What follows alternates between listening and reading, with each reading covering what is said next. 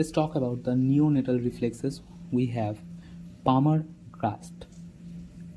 The next is rooting reflex. That means simple smiling if the root of the lips are touched.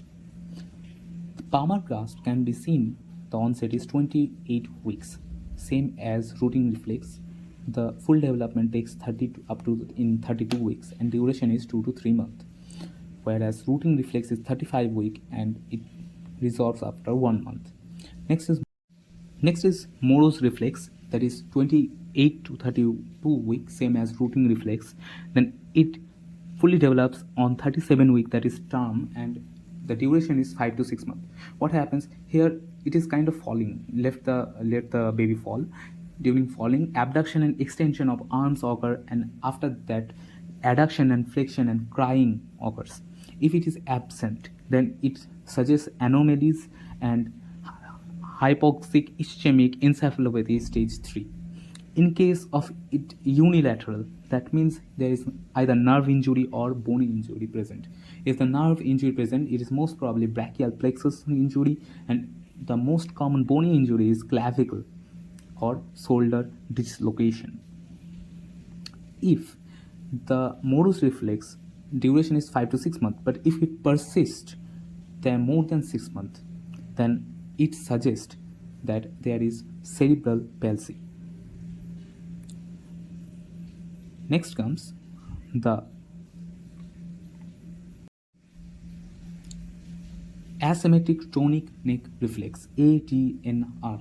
Okay, Moro's reflex 28 to 32, 37, then 5 to 6 months. After 6 months, if it is present, then it is cerebral palsy.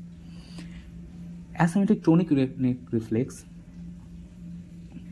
the side the baby faces, extension happens and the opposite arm flexion happens. It happens in 35, onset is 35 week.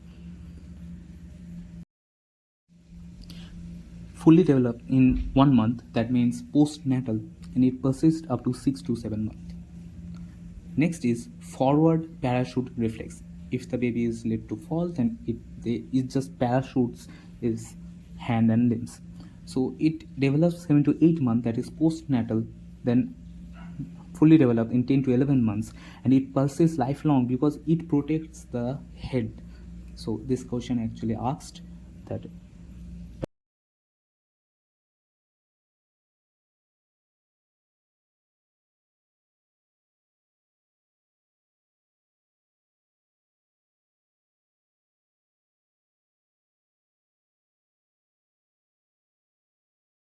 Let's talk about the reflexes appear after birth. These are special reflexes, so it is written as SPL. Okay, STNR, Symmetric Tonic Neck Reflex, Parachute Reflex, and Landaw Reflex. In Symmetric Tonic Reflex, if the neck is extended, then upper limbs also extend. Same, and the lower limb flex. Okay, it helps in crawling.